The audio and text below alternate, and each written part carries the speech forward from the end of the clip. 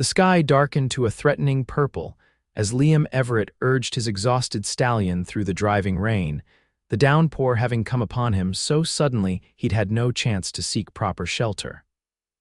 Lightning split the horizon, illuminating the flooding landscape of eastern Colorado Territory. It was 1871, and Liam had been riding for 3 days straight, trying to outrun both the weather and the memories that haunted him since leaving his failed mining venture in the mountains. A flash of lightning revealed a structure ahead, a barn, listing dangerously to one side, waters already rising around its foundation. He wouldn't have given it a second thought, intent on finding higher ground, had he not heard a woman's scream, barely audible above the storm's fury. Liam reined his horse toward the barn, dismounting in water that already reached his knees.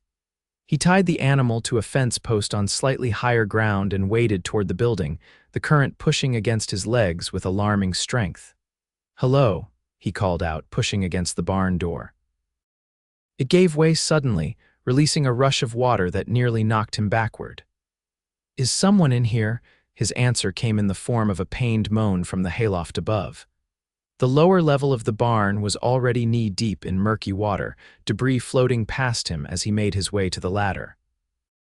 The entire structure groaned ominously, timbers creaking with the strain of the rising flood.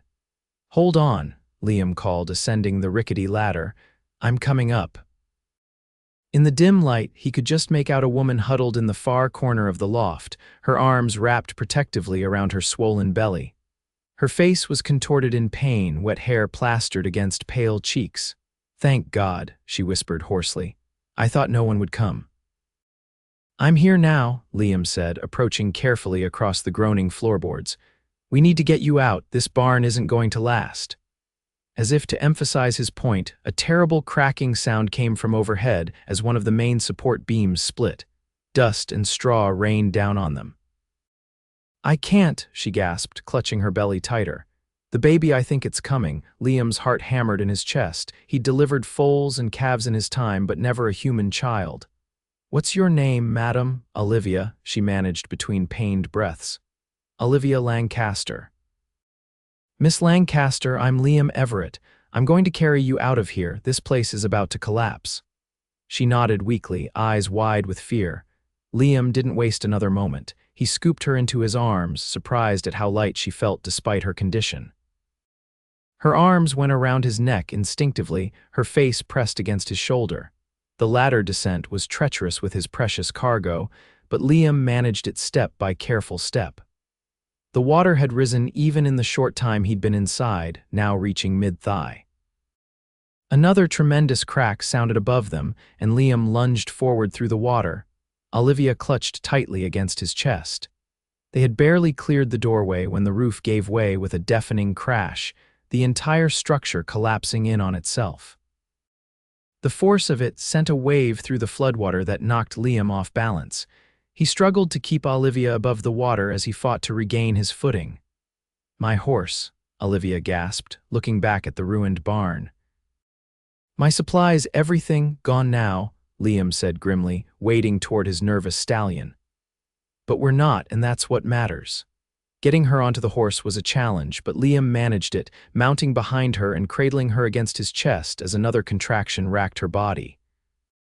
"There's a town about 5 miles north," he told her, guiding the horse through the floodwaters toward higher ground. "We can find a doctor there." Olivia shook her head, gripping his arm with surprising strength. "Too far, this baby isn't waiting." Liam scanned the stormy landscape desperately. "There's a line shack about a mile from here. Used it once when I was working cattle in these parts. It's on higher ground." She nodded against his chest, too overcome with pain to speak.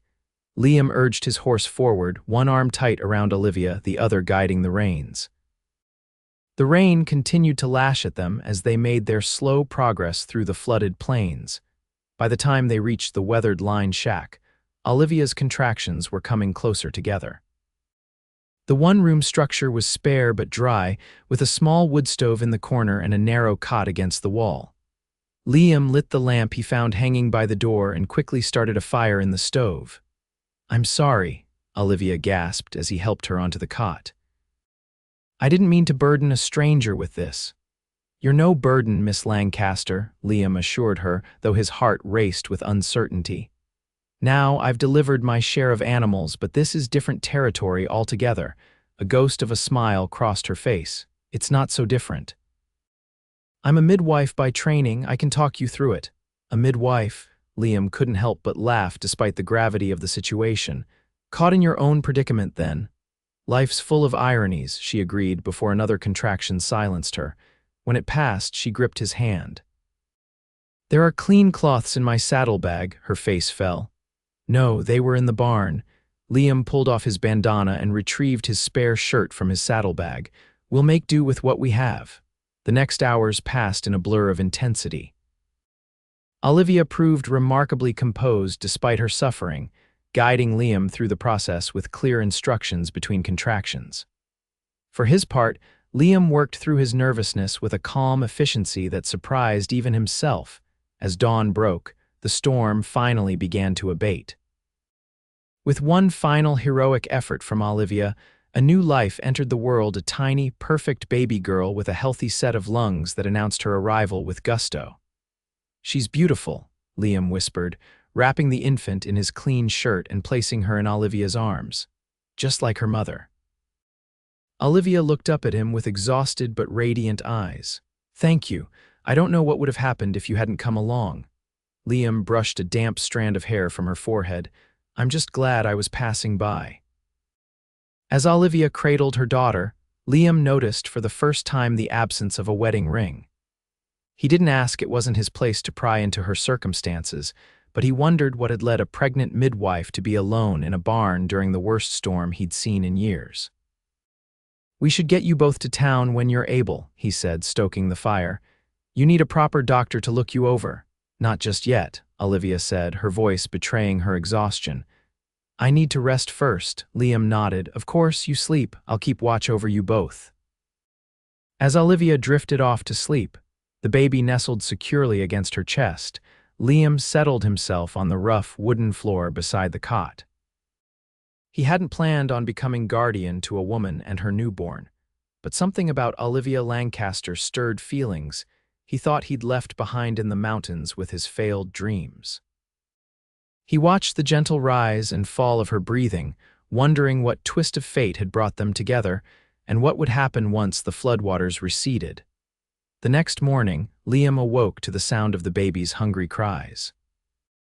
He dozed off sitting against the wall, and his neck protested the awkward position as he straightened. Olivia was already awake, trying to comfort her daughter. She needs to eat, Olivia explained with a tired smile, and I could use some water if you wouldn't mind. Liam nodded, giving her privacy as he stepped outside to check on his horse and assess their situation. The floodwaters had receded considerably overnight, though the landscape remained sodden and muddy. The storm clouds had moved on, leaving a crystal-clear blue sky in their wake. When he returned with fresh water from the nearby stream, Olivia had managed to feed the baby, who now slept peacefully in the crook of her arm. What will you call her? Liam asked, setting the water bucket down. Olivia gazed at her daughter thoughtfully. Hope, she decided. Because that's what she gave me when I had none left, Liam smiled. It suits her. As he helped Olivia sip from the tin cup, she studied his face in the morning light. He was younger than she'd first thought, perhaps 30, with weathered skin that spoke of years under the western sun. His eyes were a striking blue, framed by laugh lines that suggested he smiled more often than not, though he wasn't smiling much now. You're not from around here, she observed. Liam shook his head. Just passing through, was headed to Denver after my mining venture went bust in the mountains. A miner turned cowboy, a jack of all trades, he corrected with a slight smile.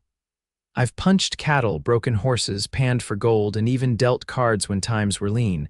Never delivered a baby before, though. You did remarkably well, Olivia assured him. Many trained doctors wouldn't have been as steady.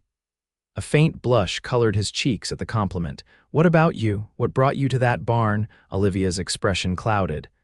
I was traveling to my sister's homestead near Bent's Fort. She's expecting her third child next month. The wagon train I was with was attacked by bandits 3 days ago. I managed to escape on horseback, but then the storm hit. The barn was the only shelter I could find. Liam's jaw tightened. These bandits, did they hurt you? No, she said quickly. I slipped away before they reached my wagon. But they took everything, the wagon, my supplies. All I had was what was on my horse. Her voice broke. And now that's gone too. I'm sorry, Liam said softly. But you're alive, and so is your daughter. That's what matters. Olivia nodded, blinking back tears. You're right, of course. It's just, I don't know what I'll do now. First, we get you both to town, Liam said decisively. Then we figure out how to get you to your sister's place. We, Olivia questioned, raising an eyebrow. Liam met her gaze steadily. I'm not about to leave a woman and her newborn to fend for themselves, Miss Lancaster, unless you'd prefer I did. A smile touched her lips. No, Mr. Everett, I wouldn't prefer that at all. It took another full day before Olivia was strong enough to travel. Liam made her a simple broth from provisions he found in the lined shack and fashioned a sling for baby Hope from a piece of canvas. By mid-morning of the second day, they set out for the town of Riverford, Olivia seated in front of Liam on his horse, the baby secure in her improvised carrier. The 5-mile journey took most of the day, as they had to navigate around flooded areas and debris left by the storm. Liam found himself increasingly aware of Olivia's warmth against him, the scent of her hair, the way she instinctively leaned into him when the horse negotiated difficult terrain. Tell me about your sister, he said to distract himself from these unsettling feelings. Margaret is 4 years older than me, Olivia replied. She married a homesteader named Thomas Wright and moved west from Pennsylvania 5 years ago. I stayed behind to continue my midwifery training until... She trailed off. Until, Liam prompted gently. Olivia sighed. Until circumstances made it necessary for me to leave. Her tone discouraged further questions, and Liam respected her privacy. Everyone out west had a past they'd rather not discuss. He certainly did. They reached Riverford as the sun was beginning to set. The small frontier town consisted of one main street with the usual establishments: general store, saloon, blacksmith, and a small hotel. To Liam's relief, there was also a doctor's shingle hanging outside a modest clapboard building. Dr. Harold Wilson was a gruff man in his 60s who examined Olivia and Hope with efficient care. Both mother and child appear to be doing remarkably well, considering the circumstances, he pronounced. You did good work, Mr. Everett. Miss Lancaster did the hard part, Liam replied. She's a midwife herself. The doctor raised his bushy eyebrows. Is that so? Well then, you know what to watch for, young lady. Rest is what you need now, at least a week before attempting further travel. Liam arranged a room for Olivia and Hope at the hotel, using most of his remaining funds to pay for a week's lodging in advance. He found himself a considerably cheaper room above the livery stable. You didn't have to do that, Olivia protested when he told her. I've slept worse places, he assured her with a smile. Get some rest, I'll check on you in the morning. That night, alone in his sparse room, Liam contemplated his situation. He'd planned to be in Denver by now, looking for work. Instead, he found himself drawn to stay in Riverford, at least until Olivia and Hope were strong enough to continue their journey. He told himself it was simple decency, what any man would do for a woman and child in need, but deep down, he knew there was more to it than that.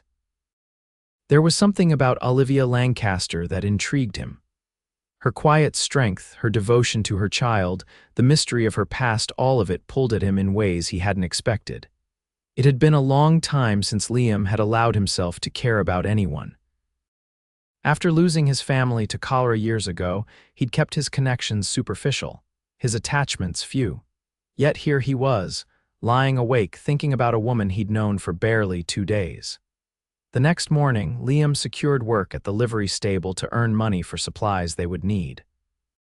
The stable owner, a weathered man named Jenkins, was short-handed after his regular help had been injured in the storm.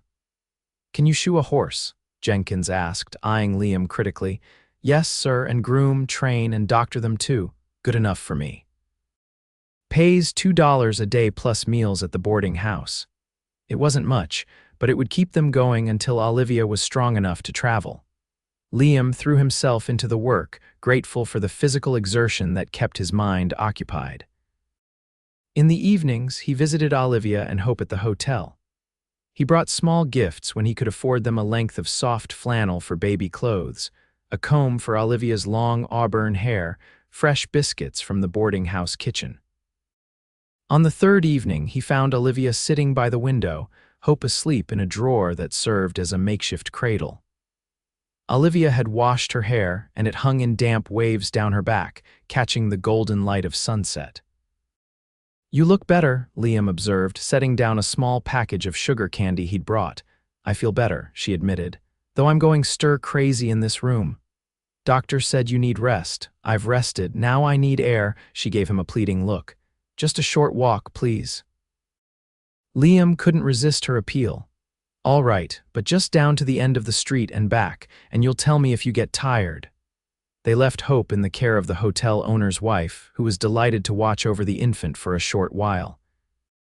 The evening was mild, with a gentle breeze that carried the scent of wildflowers from the prairie beyond the town. "So much destruction," Olivia murmured as they passed buildings still bearing the marks of the flood. "Yet life goes on." "Nature's way," Liam agreed. "Tear down and build up again." They reached the edge of town, where the rutted street gave way to open prairie. In the distance, the mountains loomed purple against the darkening sky. "Do you miss it?" Olivia asked suddenly. "The mountains?" Liam considered the question. "Parts of it, the quiet. The feeling that you're the first person to ever set foot in a place, but it's a hard life and a lonely one." "Is that why you left, the loneliness?" "That and the fact that my claim played out," he said with a rueful smile. "Not much point in being a miner without a mine." Olivia studied his face in the fading light. "What will you do now?" "Hadn't thought that far ahead," Liam admitted. "Denver, maybe, or push on to California. The world's full of possibilities." "Yes," she said softly, "it is." Their eyes met, and for a moment, Liam felt an almost overwhelming urge to reach for her hand. Instead, he cleared his throat and suggested they head back. As they walked, Olivia unexpectedly took his arm. "Thank you, Liam, not just for saving us from the barn, but for everything since." The sound of his given name on her lips sent a warmth through him that had nothing to do with the evening temperature. "You'd have managed," he said gruffly. "You're stronger than you look, perhaps, but I'm glad I didn't have to find out." They returned to find Hope awake and fussing. Olivia took her from the hotel owner's wife with thanks, and Liam bid them both good night, more confused about his feelings than ever. The days fell into a pattern. Liam worked at the livery from dawn until dusk, then spent his evenings with Olivia and Hope. As Olivia regained her strength, they ventured further on their walks, eventually taking Hope with them in her sling. On their fifth day in Riverford, they encountered a wagon train passing through town, headed for Bentsfort, precisely where Olivia's sister lived. "They're leaving tomorrow morning," Liam told her after speaking with the wagon master. "He says you and Hope can ride with them, no charge. One of the families lost their daughter to fever last month, and they have room in their wagon." He expected Olivia to be pleased, but instead her expression clouded. "That's very kind of them. It's the perfect solution," Liam pressed. "You'll be at your sister's within a week." "Yes, of course," she agreed, though without enthusiasm. "I should pack our things." That night, Liam couldn't sleep. The thought of Olivia and Hope leaving in the morning left him restless and irritable. He told himself it was for the best she needed to be with family, and he needed to move on as he always had. Yet when morning came and he went to help her board the wagon, the sight of her standing there with Hope in her arms, a small bundle of possessions at her feet, made his chest ache with a feeling he couldn't name. "Well," Olivia said, her voice unnaturally bright, "this is goodbye then." Liam nodded stiffly. "Your sister will be glad to see you." "Yes." Olivia bit her lip, looking down at Hope. "Liam, Miss Lancaster, we're ready to roll out," the wagon master called. Olivia's expression flickered with something like disappointment before she composed herself. "Thank you for everything," she said formally, extending her hand. Liam took it, holding it perhaps a moment longer than necessary. "Take care of yourself and Hope." He helped her into the wagon, handed up her bundle, and stepped back as the driver flicked the reins. The wagon lurched forward, joining the line of vehicles already moving out of town. Liam stood in the street long after the dust had settled, feeling as though something essential had been torn from him. "You're a fool, Everett," Jenkins said, coming to stand beside him. "Letting her go like that." "She has family waiting," Liam replied defensively. The older man shook his head. "I've seen the way you look at her, and the way she looks at you when you're not watching. That kind of chance doesn't come along often in this life." Liam turned to stare at him. "What are you saying?" "I'm saying my brother-in-law has a good horse for sale. Fast one, might catch up to a slow-moving wagon train before nightfall." Jenkins clapped him on the shoulder. "Just a thought." For a moment, Liam stood frozen in indecision. Then, with sudden clarity, he knew what he had to do. "I'll need my pay," he told Jenkins. "Every cent." The stable owner grinned. "Already counted it out, and I threw in a little extra wedding gift, you might say." "I haven't asked her yet," Liam protested. "But you will," Jenkins replied confidently. "Now get going before they get too far ahead."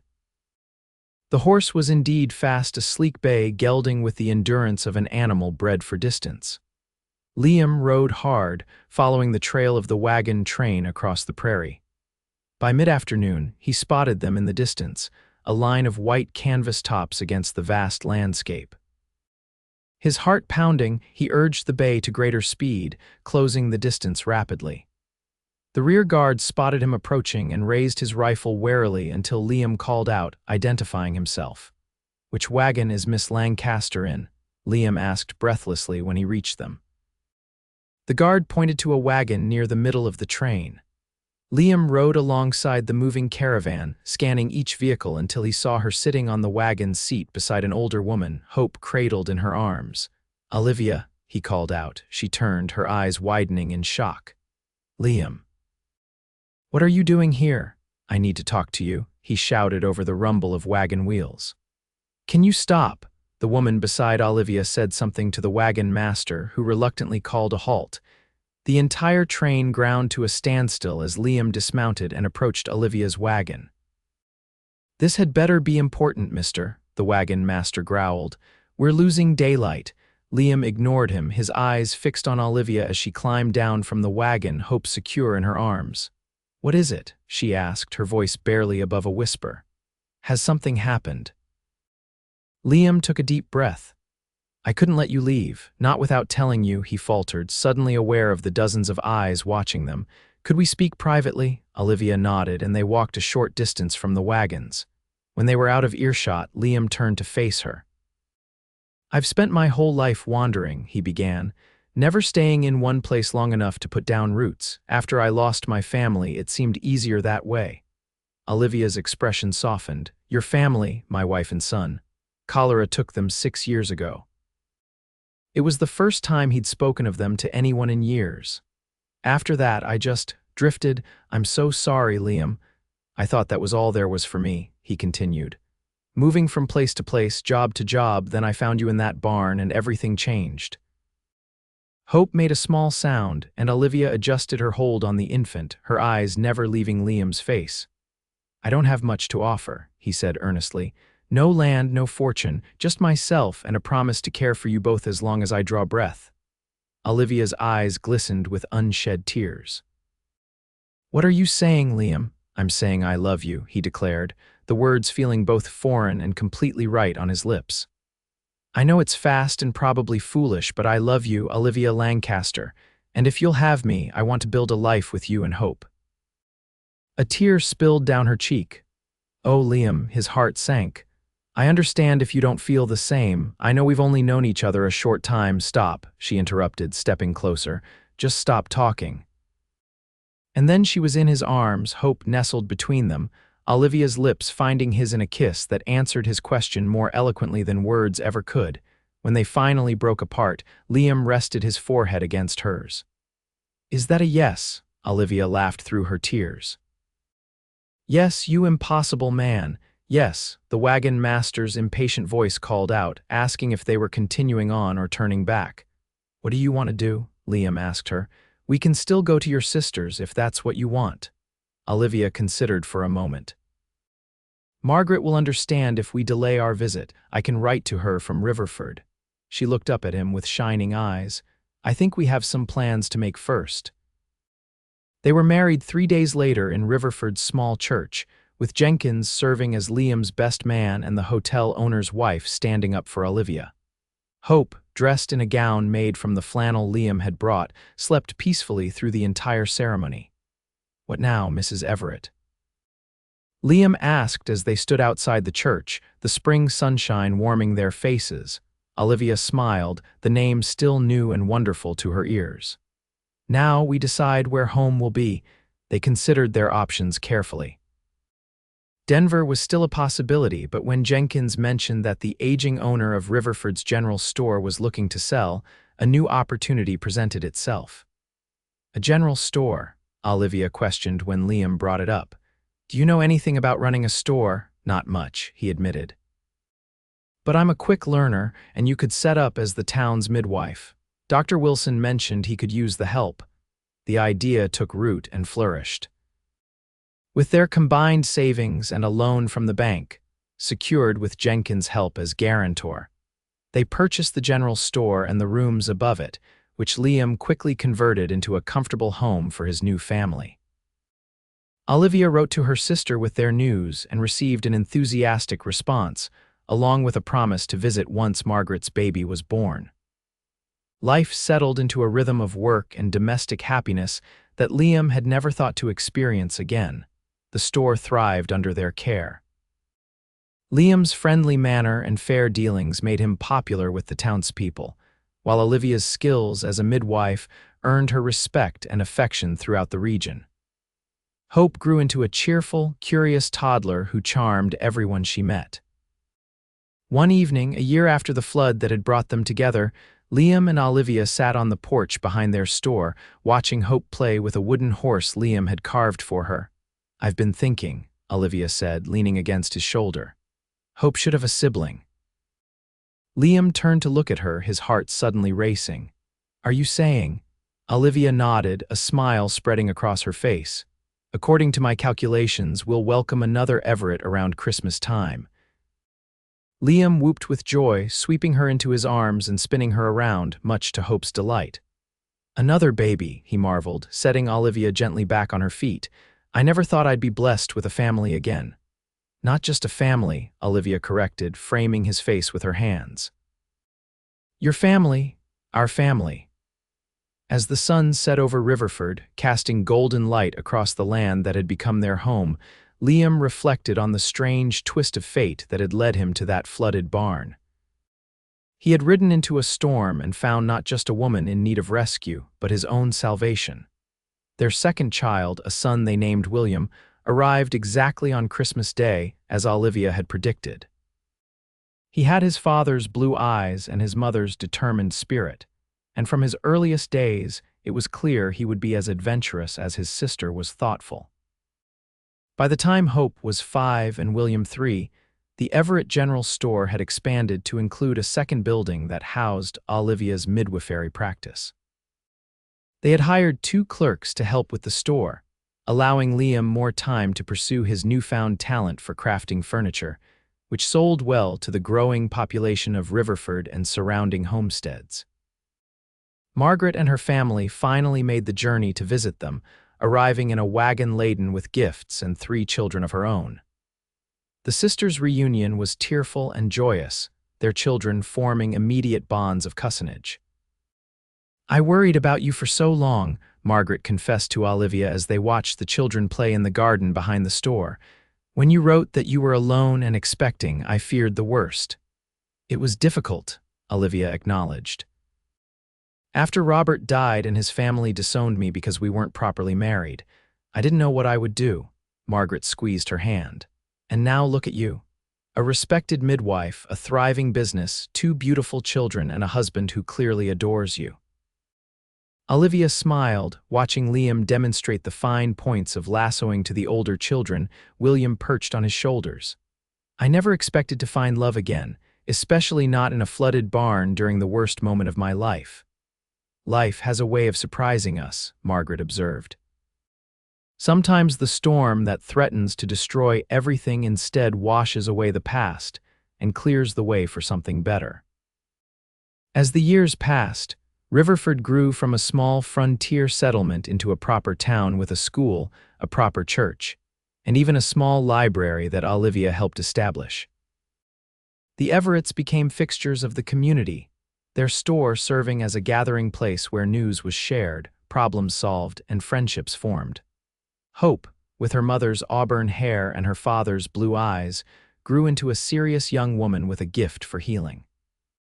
By 16, she was already assisting Olivia with uncomplicated births and showing a keen interest in medicine beyond midwifery.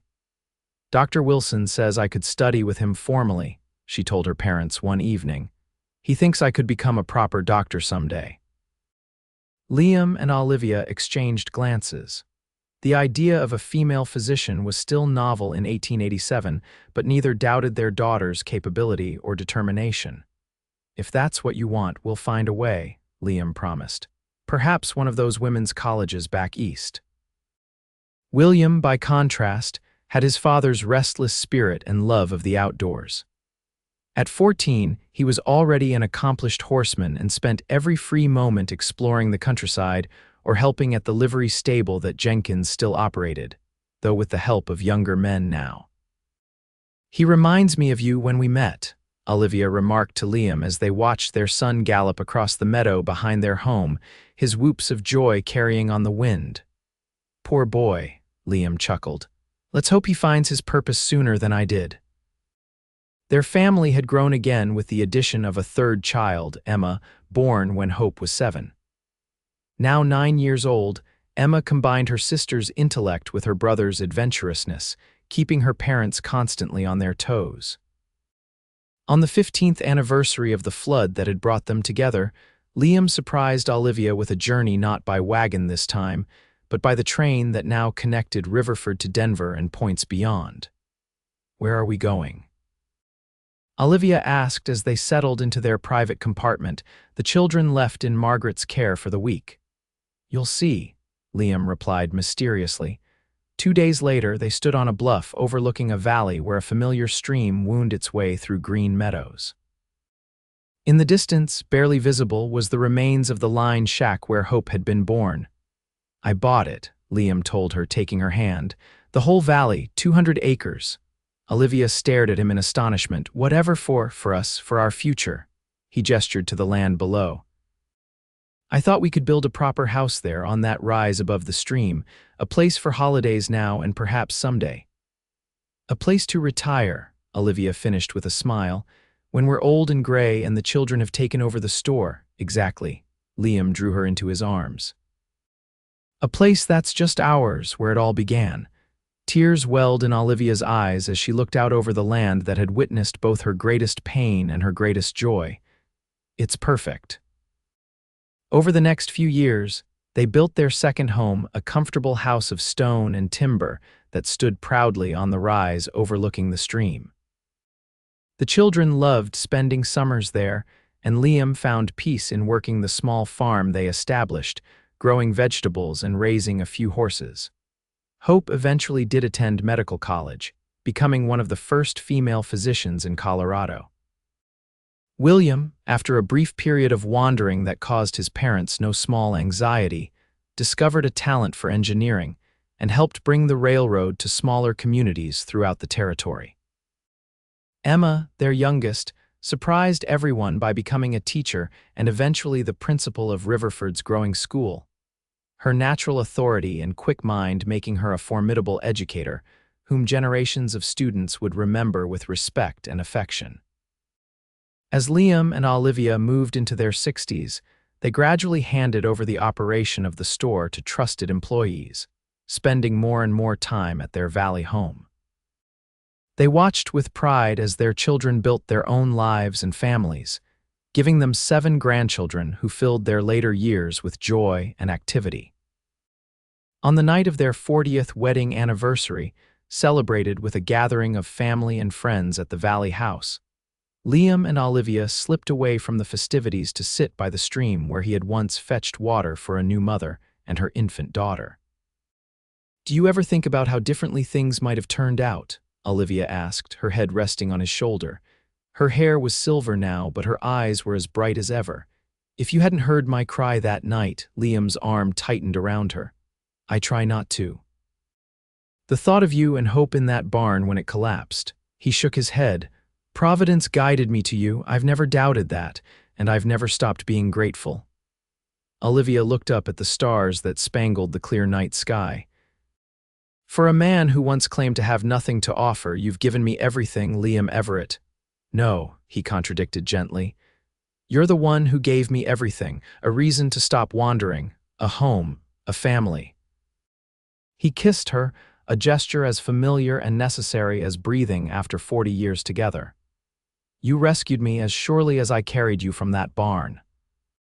As they made their way back to the house, where the sounds of their family's laughter and conversations spilled through open windows into the summer night, Liam reflected on the journey that had brought them here from a desperate rescue during a flood to this moment of quiet contentment surrounded by the lives they had created together.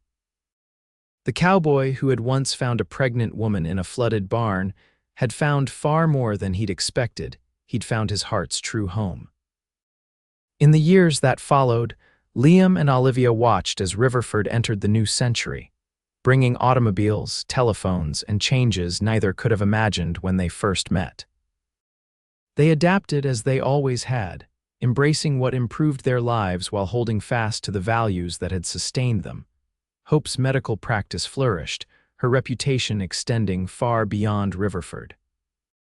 She married a fellow physician she met during her studies, and they established a small hospital that served the growing region.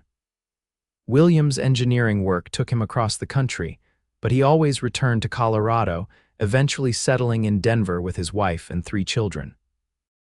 Emma remained in Riverford, her school becoming known as one of the finest in the state under her guidance. When Liam reached his 75th year, he and Olivia moved permanently to their valley home, leaving the store in the capable hands of Emma's eldest son, who had inherited his grandfather's head for business and his grandmother's compassion. Their days took on a gentle rhythm, mornings spent tending their garden, afternoons often occupied with visits from grandchildren or neighbors. Evenings passed in the comfortable silence of 2 people who had shared a lifetime and no longer needed words to communicate their deepest feelings. On a crisp autumn day in 1921, 50 years after the flood that had brought them together, Liam and Olivia sat on the porch of their valley home, watching the sunset paint the western sky in shades of gold and crimson. 50 years, Olivia marveled, her hand clasped in his. It seems impossible. And yet not nearly long enough, Liam replied, bringing her fingers to his lips. At 81, his hair was white and sparse, his tall frame somewhat stooped, but his blue eyes still held the same warmth when they looked at her. Do you remember what you said to me that day when you came riding after the wagon train? Olivia asked. Liam smiled. Every word. I told you I didn't have much to offer, no land, no fortune, just myself and a promise to care for you both as long as I draw breath. And you've kept that promise, Olivia said softly, through everything. It was the easiest promise I ever made, Liam told her. Loving you and Hope and later William and Emma has been the great privilege of my life. As darkness fell and the first stars appeared in the eastern sky, they remained on the porch. 2 figures silhouetted against the warm light spilling from their home, a home built on courage, sacrifice, and a love that had begun in the most unlikely of circumstances. The story of the cowboy who found a pregnant woman in a flooded barn became part of family lore, passed down through generations of Everetts, a testament to the unexpected ways in which lives can be transformed by a single act of bravery, and how the greatest journeys often begin in moments of greatest peril. In the end, it wasn't the flood or the rescue that defined them, but what they built together afterward, a legacy of love that would endure long after they were gone, carried forward in the lives of their children, grandchildren, and all who came after. A current as strong and vital as the stream that flowed through their valley, nourishing everything it touched with the simple, profound truth that sometimes in saving another, we save ourselves.